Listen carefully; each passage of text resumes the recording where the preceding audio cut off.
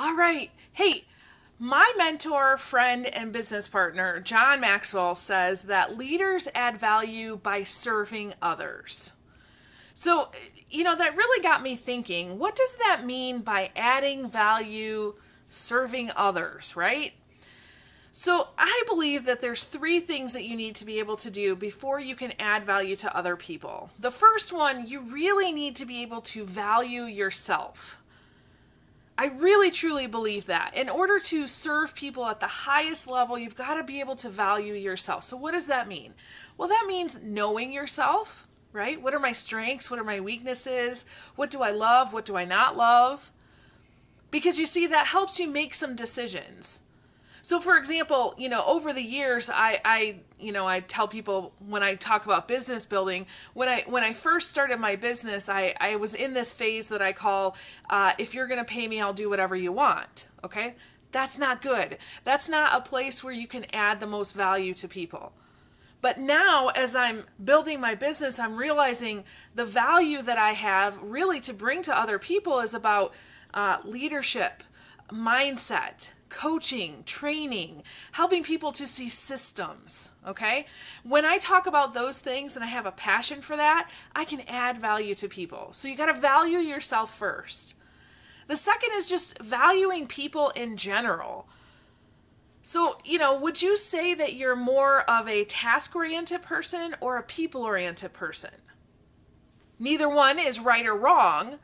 I find that people-oriented folks, they tend to add value a little bit easier. It comes a little more naturally to them. Whereas task-oriented folks, listen, they have no issue adding value to people, but sometimes their approach and how they do that, right? Sometimes you're a little more demanding, or sometimes you're a little more, I don't know, I'm always right, okay? And so you got to check yourself on that. Where are you on a scale of 1 to 10? Let's say 1 is I'm so task-oriented, I don't notice that there are people out there. Or 10 being, hey, I'm all about people and I rarely get tasks done. Where would you place yourself? Okay? And then I think that third thing, by realizing, how can I value what I call them?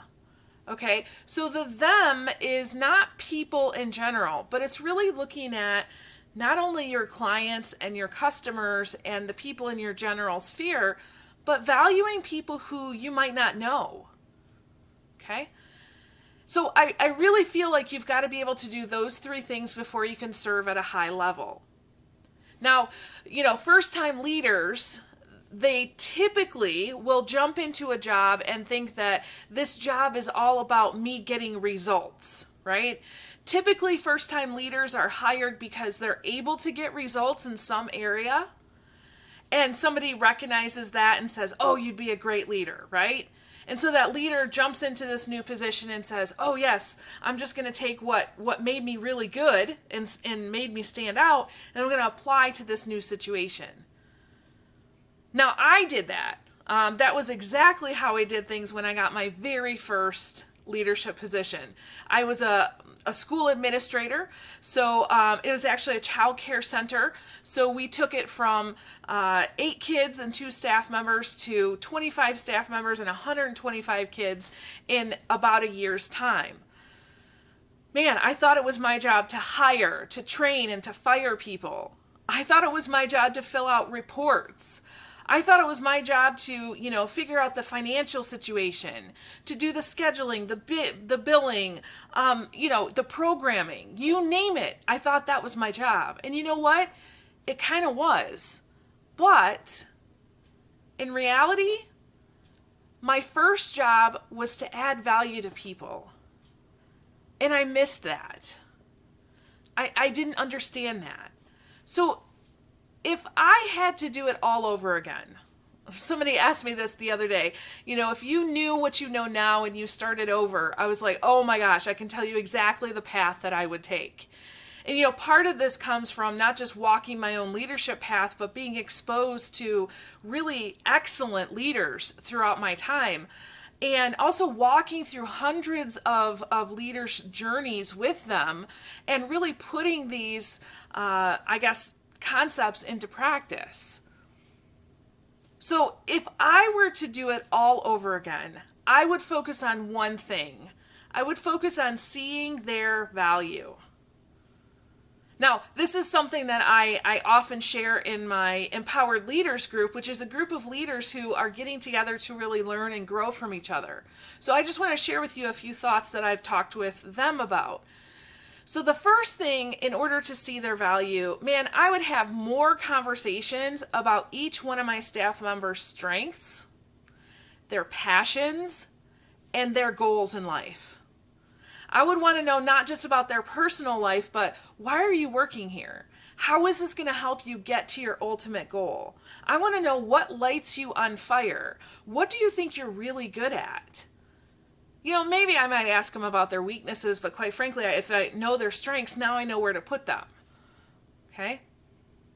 I would also ask more questions, listen more intently, and probably use my paraphrasing skills whenever I was talking to my customers or clients. Because I really want to know, what is it that you want? What drew you here? And what's going to keep you here? And then, seeing the value of the people that were outside of us, I would have done more networking and more communication with the people in our surrounding community. Not just to increase our sales and get people in the door, but really in an effort to understand what's happening in our community and how can, this, in essence, small business help to serve the community in some way. So if I had that to do again, man, I would make those changes. And if I were to logically put all that together, what kind of changes or transformation might have happened? Well, I know for one, it would have changed some of our policies and procedures. Okay? So looking back on that, I can see where all the holes were that I could have changed. Definitely, I would have changed our systems. I would not have been in charge of so many things. I would have been out there valuing people, and I would have hired somebody to do the billing. Okay? Another thing I would do would be job crafting. So really looking at what's your strength, what's your passion, and how can I align you with somebody whose strength and passion might be in a different area so that you guys can come together and you're both working out of your strength zone. So rather than hiring for a job description, I would have done some of that job crafting. And because I would have sat with my employees and I knew that, I could have put them together well. What in the world would the results have been? Honestly, I think we would have been more successful in challenging times, quite frankly, because we were really in a survival type of mentality all the time. So what about you? How do you intentionally see other people's value? This could be in the workplace. This could be at home. This could be, and maybe you're in a club or a church or somewhere in your community. How are you intentionally seeing other people's value? And what's the evidence? If you say, I do the X, Y, and Z, where's the evidence of that? Okay? Let that question kind of sit with you for a while and see what comes up. All right. Hey, thank you so much for joining us today. I really appreciate you coming and listening. And for those of you who've been reaching out and saying, oh my gosh, Michelle, I love this idea and this is how I've been implementing it, I love to hear those stories. So if you have a story of something you've listened to and you're like, this has really helped me, reach out, say, Michelle, I want to tell you a story. I love stories. I would love to hear your story as well. Awesome. So with that, I release you into the wild. Go forth and prosper. Have an amazing day, and we'll catch you next time. All right. Bye-bye.